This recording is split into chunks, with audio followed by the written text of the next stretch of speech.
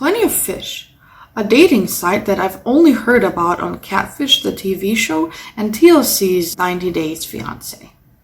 Man, that's good TV. Many people find their significant others on dating websites and end up living happily ever after. But what happens when your fairy tale turns into a nightmare? I can't tell you how many dating site stories I've heard that went completely wrong, and that's including the one I'm going to read to you today. So before I even start reading, I can't stress this enough. Please, please, please be safe online. Looks can be deceiving, and not everybody shares the same morals and values that you grew up with. Let's begin. When I just finished college, I was living in a one-bedroom townhouse. I met a guy on Plenty of Fish, and at the time I wasn't exactly smart about my online digital footprint. He seemed like a decent guy. He was really good looking, said he had a good job, nice teeth, and looked like he cared about his personal health.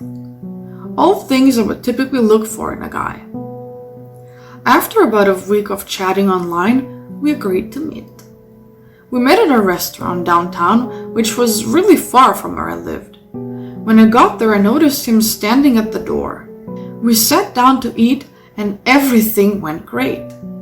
At the end of the date, we said our goodbyes, and I got into my car and began to drive away. I realized right away that he was following me. Because of the distance to my house, I wasn't immediately scared because it's a big city. I thought maybe he'll turn off the freeway. He didn't. My exit was coming up and I decided not to take it. I kept driving. I circled the entire city on the freeway and he stayed right behind me. I was starting to panic a bit, so I decided to go to my friend's house instead of mine, and when I pulled out the exit I noticed he didn't. So I had a little bit of a moment to breathe and decided I'll just go home. Mistake. I took the off-ramp back onto the freeway and began going back to my exit. I got home and showered and was getting ready for bed, and I started feeling dumb because I started thinking, was that really him? Am I overreacting?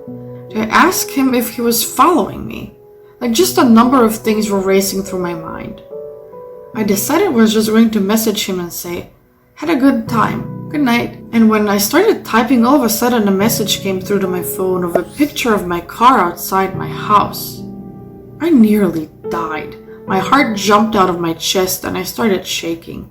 I didn't know what to say, and he texts me and says, I didn't know you lived across the street from me. I've met my neighbors, and not once have I ever met him.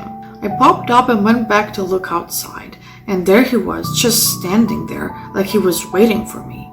I opened the door and he asked if he could come in and if I wanted to still hang out. I told him I was exhausted and I'd rather just crash out as it has been a long day. The next morning I woke up to go to work, and my windshield had been smashed. My car was keyed. My back 2 tires were slashed. And as I was noticing the damage to my vehicle, the guy comes out of his car with 2 coffees and is like, oh, I thought I'd surprise you with the morning coffee. So again, I'm freaked out. I called the cops and reported the damage to my vehicle. This guy offered to drive me, and something in my gut was telling me, don't get in that car. So I called my boss, told them the situation, and explained I wasn't going to be there until after the police came. This guy just hung out the whole time, by the way. When the police finally got here, he started acting really suspicious. He walked away and hid on the other side of his car. I filed the report and the police basically said they hoped I have insurance and were on their way to leave. They pulled around the corner and all I heard was the siren on the cop's light turn on and the cop scream, freeze! Put your hands in the air and get down on your knees. I look and the cop's got his gun drawn at the guy, and this dude is on the ground getting arrested. I spoke with the cop after he got into the back and he explained he was wanted for stalking, breach of probation, assault with a deadly weapon, fraud, and aggravated sexual assault.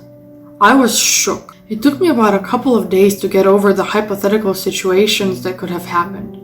About a week later, I was on my way out the door to work, and guess who was sitting in my driveway? We live in Canada, so essentially, you're released on conditions until you go to jail. I told him I was late for work, but that I'd called him when I was done. I never went to work that day. I went and found a new apartment in another area of the city. I also changed my phone number and hired my friend's husband and his friends to go pack my apartment up to move it to their place for a month and then move it to my new house because I was so scared this dude would follow them. So that's my horror story for the first time I used plenty of fish. If you don't want to find yourself in a situation like this woman did, please, again, make sure you know what you're doing online. Be careful who you end up meeting. That's it for today's video. Please leave a thumbs up if you enjoyed, and you can also subscribe if you want. Thank you very much, and I'll see you next time. Goodbye, Darklings.